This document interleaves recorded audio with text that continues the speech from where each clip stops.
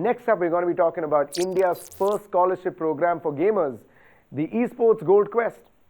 And I think if I do it, I won't be doing justice to it because I'm just the Pikachu of esports. I'm going to bring on stage the Raichu of esports, none other than Ocean Sharma. Well, here I am, a better looking Abhish Mathew with good hair and obviously a good personality and a very bright face. I mean, I'll just say nothing taken away from that guy, but well, if we're just talking about everything out here, as general, as a whole, we're just talking about the competition in esports, right? When you play a game, when you just go for the domination, competition gets ingrained in our blood. We're just talking about every kill that happens, that spirit of showcasing that I am better than other players that are just playing in my field, not in just my area, not in my locality, but in my country, but in maybe my region or something. That is where it just keeps the sport spirit alive and just going on. I mean, you get a kill somewhere, you just shout like, yeah, you like that. That thing is where, you know, everyone's just enjoying with the spirit of whatever is happening out there. I mean, I am a caster, so I also get that adrenaline rush whenever it just falls down with me. You start off as a smaller journey, maybe just in a small LAN party with your friends dominating, showcasing your talent to them, and eventually next moment is when you realize I can just go and dominate big stages with millions of people just watching out, chanting around my name, and that is why they just trust me because they like me for what I am. So just for all those discussions and all, I'll be having a partner in crime for this one. Allow me to introduce for this section a very well-known esports guru just right out with me. It's going to be Mr. Akshat Rathi. So welcome out here. Hey Ocean, how are you doing? How are you doing? That's my question because obviously I am super energetic with everything that's going on right now. You've always, I think you have a sugar pill in you. But esports is doing well, right? I think esports is somehow India's got its own groove, its own mojo for esports going. But it's just started, right? So, and you've been part of this journey. So tell me how you've actually looked at it and how this has grown. I would say just like you said, it's grooving, right? So that baby step dance is what we are looking right now. But for me, I would say, yeah, it will grow. It'll be a teenager and then it will bloom properly as it, you know, as the bud is slowly and steadily growing up. But then I want to ask you as well, when did you and Gautam meet? Like what happened when StarCraft was obviously the game that you said you started off with everything. But what was the reason behind like everything like Nodwin? From Lord Nodwin just came in. So all that thing, yeah. So I used to play, there's a game called Command and Conquer. I wanted to go and play that really well, and I used to play a race in there called Nod, and I used to play really well. And that's where I started my gaming life from. I used to go ahead and love that game forever. Gautam and I met online, literally on a place called Team Liquid. It was the place where everyone hung out around StarCraft. He was coming in from Canada. I was living in India. He wanted a sparring partner. We just hit it off. And the first thing we ever did together was not esports and gaming. We actually did a food venture between us together. And while the food venture was eventually stopped, I think I'm glad we met, and I'm glad we did what we did because that's where Nodwin was born and that's where esports is from. I mean, that's really good, right? That's where it started. That was your opportunity to just grab in. But then in today's times, as we just talk about this one, where do you think opportunities lie today? Because now it's obviously ever increasing, it's ever growing. But then where do you see if a person wants to start it today? Like, where should he see his first opportunity or something? So everything around esports, right? A lot of people ask me that question, how do I get into esports? I often give the analogy that you don't want to go ahead and do esports around just going and playing games. Esports is not about playing games. You've casted enough PubG Mobile, you've casted another tournaments which is there. It's about being an athlete, right? And it's about skills. It's fundamentally about skills. Yeah. It is not about practice. You practice to get your skills better. You don't practice to go ahead and build gameplay better, right? Match awareness is something you build after you've built skill awareness. So what you really want to be doing is honing on your skills, your reaction times, your attention spans, your map awareness, your gun, your holding, your attention, like all the things that great athletes. Like if you ask a cricketer, it's about and it's a batsman, it's about bat lift, it's about stroke, it's about timing. If it's a bowler, it's about wrist position, which is there. And then you want to practice that a lot, right? Not in match situations. First, you want to just practice so your skills are great. Now let's go a bit back. Just like you said, you know, you started Nodwin out there.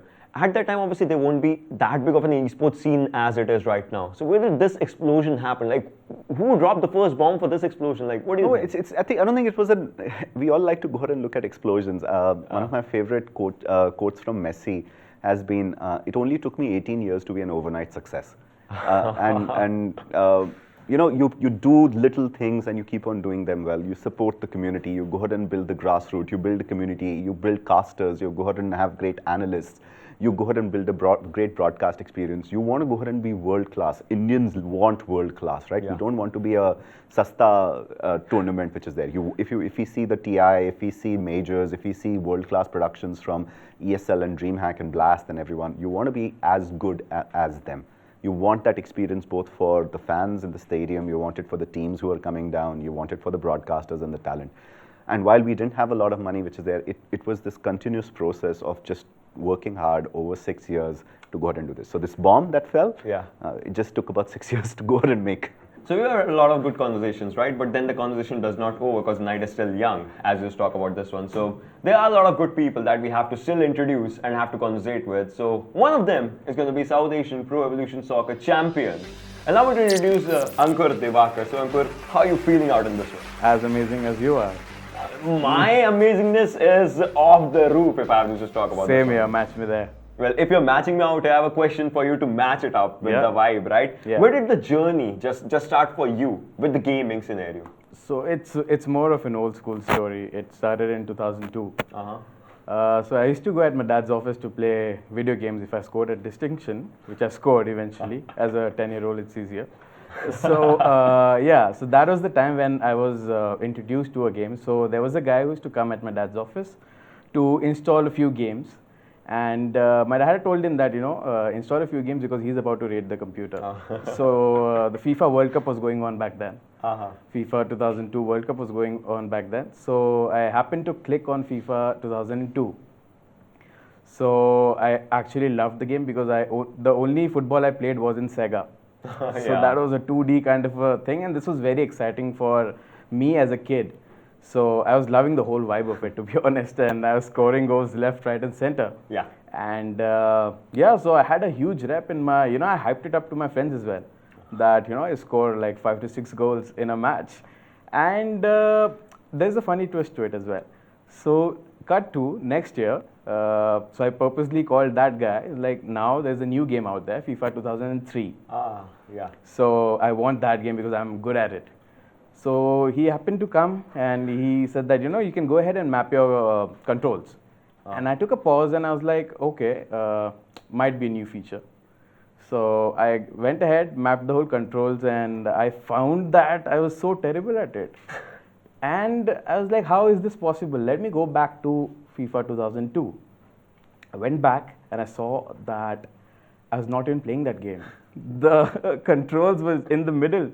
Not on the left, not on the right.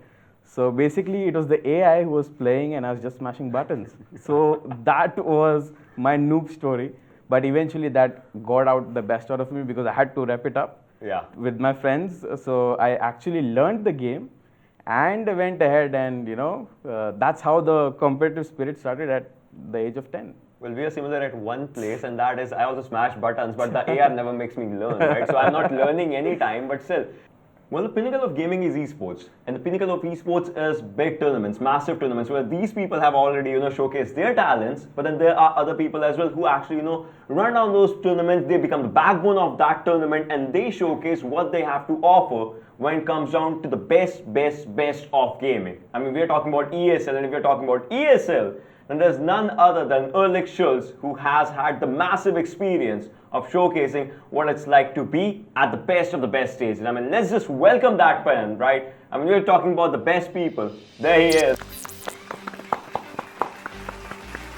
Thank you. It's a bit earlier here than it is for you, but excited to be here. How was your journey of esports, and where are you right now? How did that transition happen? Yeah, it started about 20 years ago, I would say. We'd always had PCs at home. My father worked in IT, so always played games to some extent. And then in 1999, a friend of mine, he discovered this beta version of a game called Counter-Strike that was a Half-Life mod at that time. And we found that very exciting. So we started playing it, and then that was around the time when LAN parties started happening. So we took our PCs and took them to a location for a weekend, and then we didn't sleep but played Counter-Strike all day. So that's how it started. And I think the most amazing thing to me is that we're 20 years later, and that game is still top of the list in terms of esports titles. I mean, that's totally true, right? I mean, Akshat, you have met Ulrich for sure, and like you have worked together as well. So how has that journey been? I want to ask like both of you if you guys can, like, right? No. So when I was there and we got ESL to come down to India to go ahead and do ESL 1 in Mumbai, I think Uli was down here. He had a. Let me ask him. Uli, how was your time in India? It was really exciting. It was last year. Obviously, heard a lot of things before, and then we'd been talking about an event for a long time. So then it finally happened. We got to Mumbai, huge city. What I found more exciting, where I'm hoping to come back at some point, is seeing all those people for PubG Mobile events. So something that the mobile title can drive thousands of people in an arena. We don't really have that here, so I'm looking forward to coming back at some point to see that in person. No, and that's the wonder of the world together, right? So I think in Europe, when the cathedral of Counter-Strike is considered ESL 1 Cologne, and that goes and fills out thousands of fans, I think the mobile journey that India has is been very unique, right? It's also building out this great esports stars. I know someone like a HellrangeR, you started off with Counter-Strike in our Zero to Hero stack in our national championships, but you've been playing that and you've been playing Valorant. What are the big things that matter to you as an esports athlete, right? What is really important for you? Well, I think getting the opportunities at the consistent level was something that was really hard back in the day. But when Nordwin and ESL, you guys brought in consistent events throughout the year, and we had consistent events to play, right? We had something to fight for at a consistent level. I think that is something that was missing back in the day. And that is something I think which is very important for players nowadays, because when you start young, right? When you start as a player, when you start your journey, and if you don't see these events where you can reach the top, you'll never be able to, figure out a roadmap. So now having starter cups, to moving into challengers, to moving to masters, going through this journey as a player is very important, because it helps you build as a player, and also at the same time you can see an opportunity that, okay, I can make something out of this, and this is something I can do throughout the year. So I think having that and reaching to the top and representing India as well on the world stage is something that is the biggest thing that is available for me. Uli, that's actually a great thing for me to go ahead and segue on, right? You at ESL built this really cool stack, which is called the Zero to Hero, and that takes people who just started playing to go ahead and go to nationals, to go to internationals. And we have HellrangeR, who's actually gone through the Counter-Strike journey with us in India. But how does that work worldwide, right? And you've built this. So national ambitions, is it okay for you to just be a person who's like, I'm going to be play and this is as good as it gets?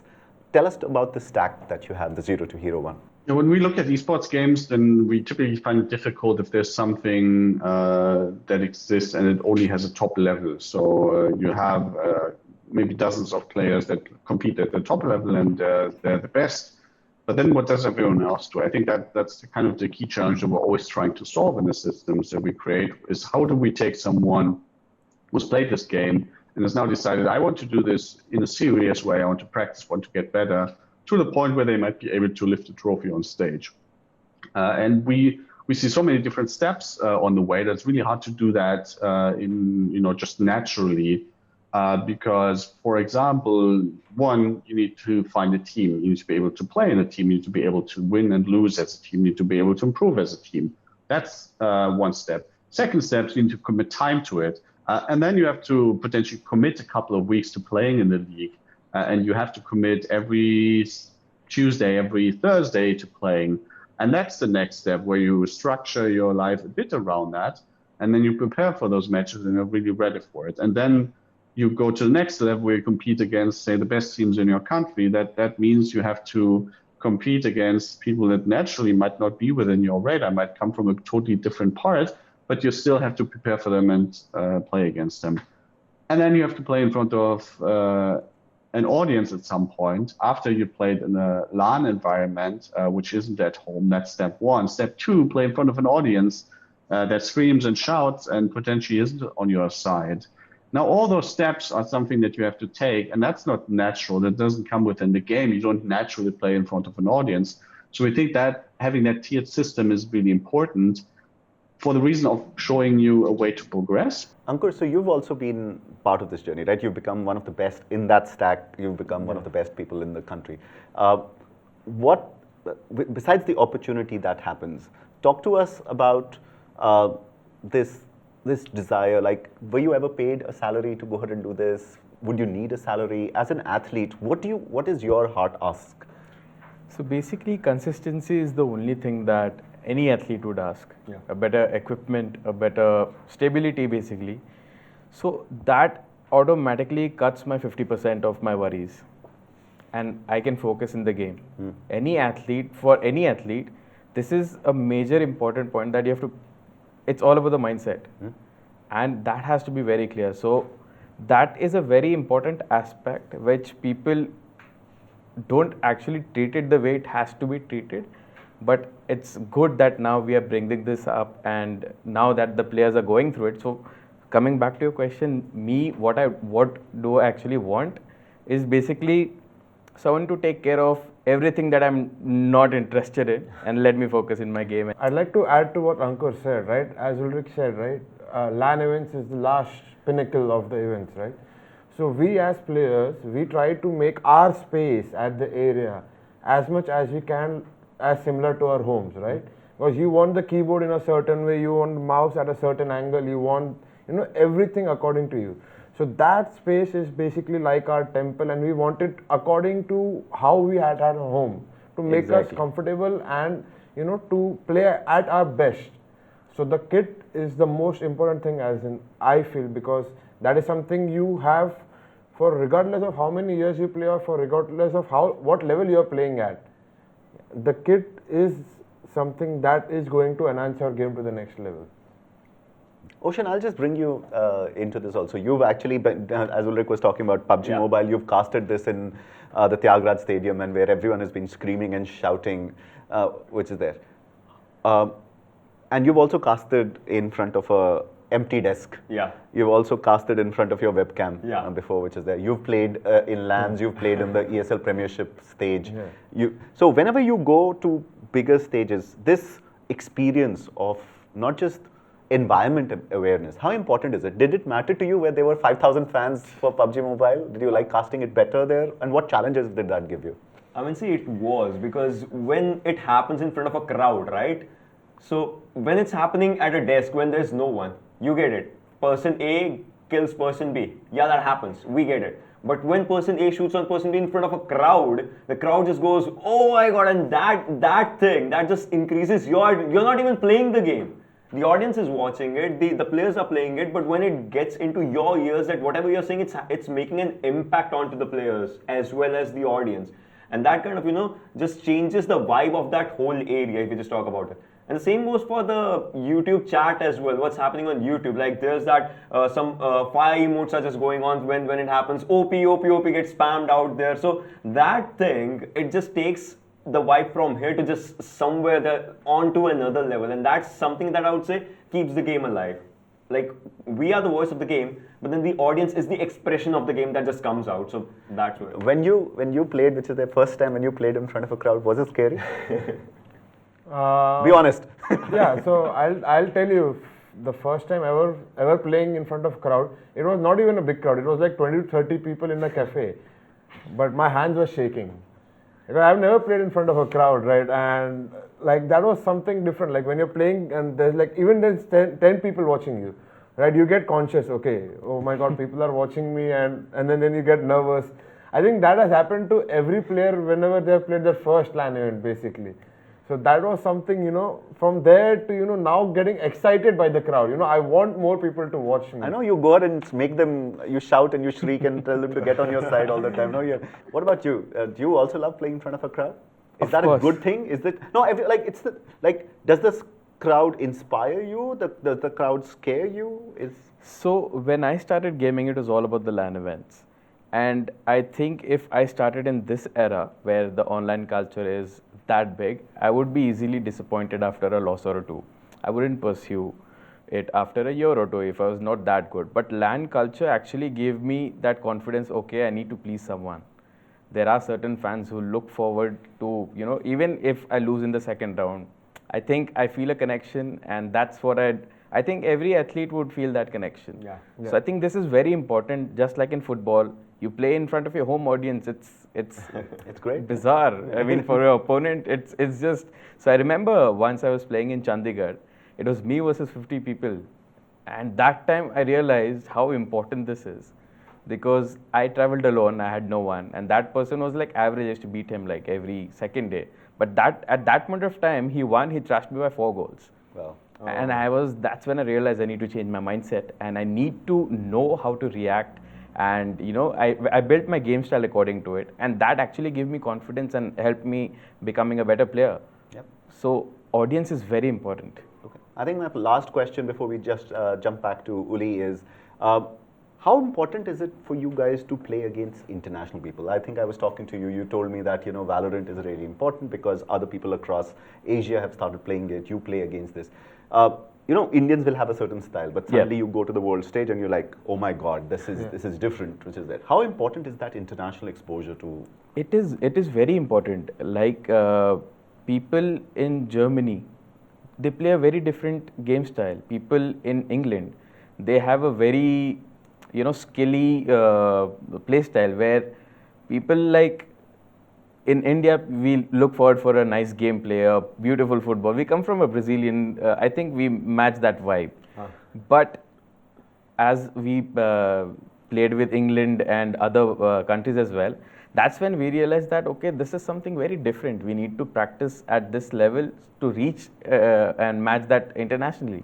So definitely that really helps us as a player to perform in the international this thing.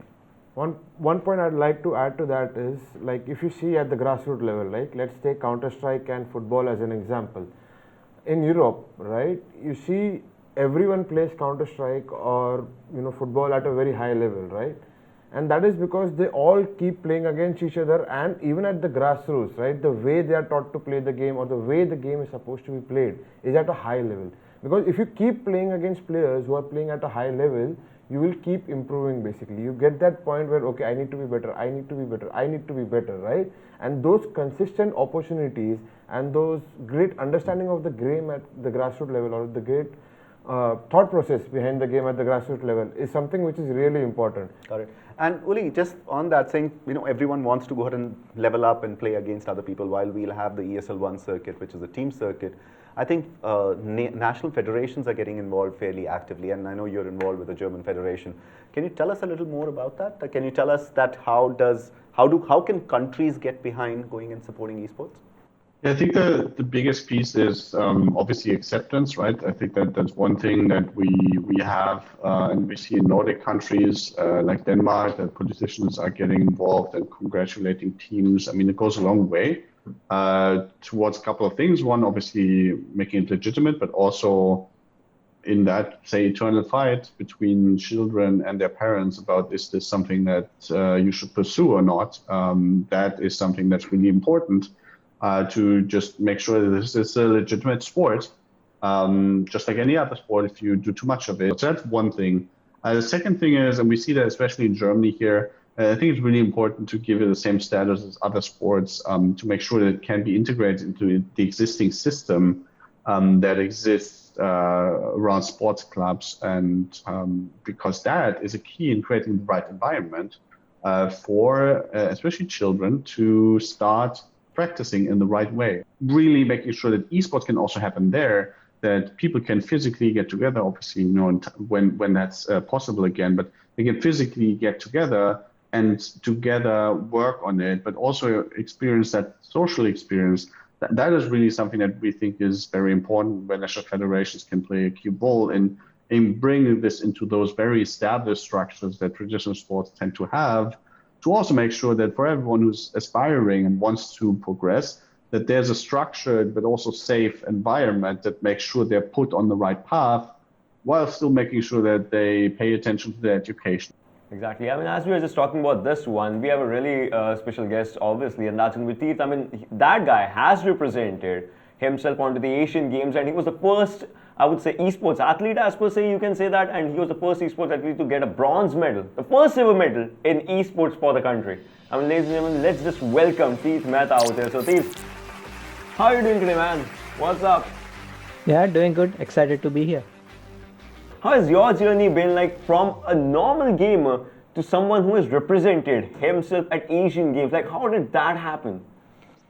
So, just like everyone, the gaming journey started when we were kids playing at cousin's house and everything. But I was interested in chess during my college days. So, a friend of mine introduced me to Dota, and he said that, hey, if you like chess, this is basically chess in a video game. So I was really intrigued by it, and I started learning more about how everything worked, and realized that people were so in depth in that game that they had mathematical expressions to find out which items to buy and everything.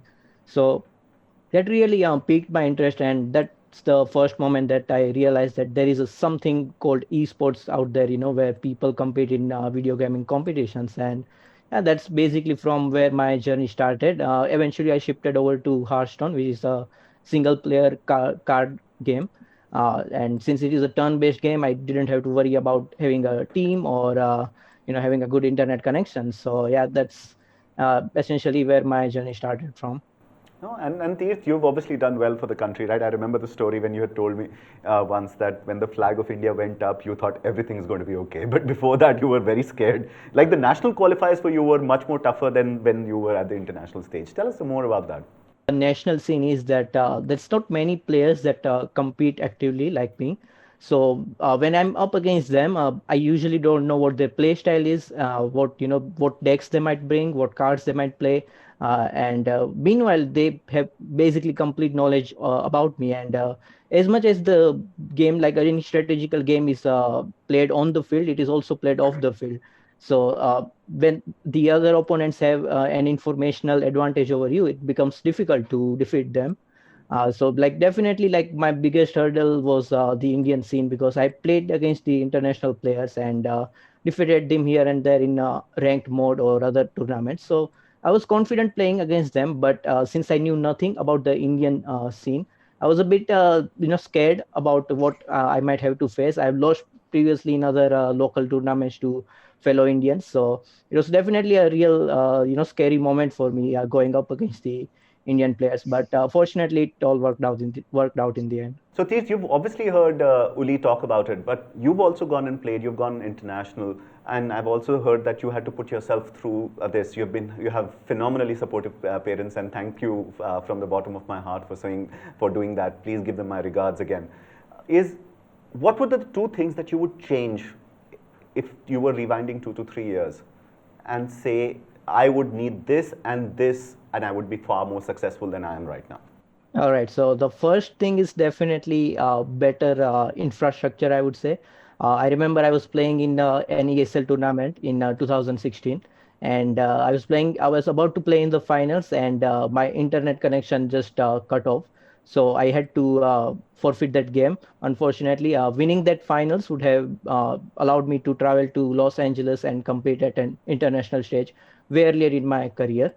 Fortunately, now this issue is less occurring, like internet connections or the infrastructures have gotten better. So yeah, that's basically a good thing that has happened. And the second thing I would do is that I would definitely participate and compete a lot more among international players. Like initially, I only participated in tournaments. I didn't get into any practice groups that we see in other countries, like where players from the same country or even internationally, they get together, they discuss, they have a meeting in voice chat, discuss their plays, and do all the research and everything. I started doing that way later in my career.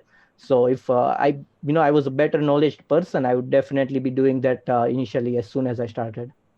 Oh, brilliant! And I think that says so much about the scene which is there. We have a demo sport Olympian, but we still have an Olympian among us. We have an Indian champion. We definitely have a Counter-Strike future star. We have a great caster, and we've heard some great things out of this, right? We've heard things like opportunity for international exposure is one of the most important ones that is available. This zero to hero story that Uli talked to us about, where you can start and get that exposure of going and being disciplined to go ahead and play on every Sunday or every activity which is there, and then build up your career. is extremely. You mentioned, both of you, that salaries are important right now because it allows you to go and take away that headache and lets you focus on your craft. Yep. You mentioned equipment and stuff like this. That is extremely important because that defines it. Your oiled analog stick that has been worn out, your desk that is just there. I think if we just take these as great learnings away, that's our contribution. Saying these are the very important, with the government going and stepping in and the legitimacy that can come in. So I think that's the handoff from me to you, Ocean.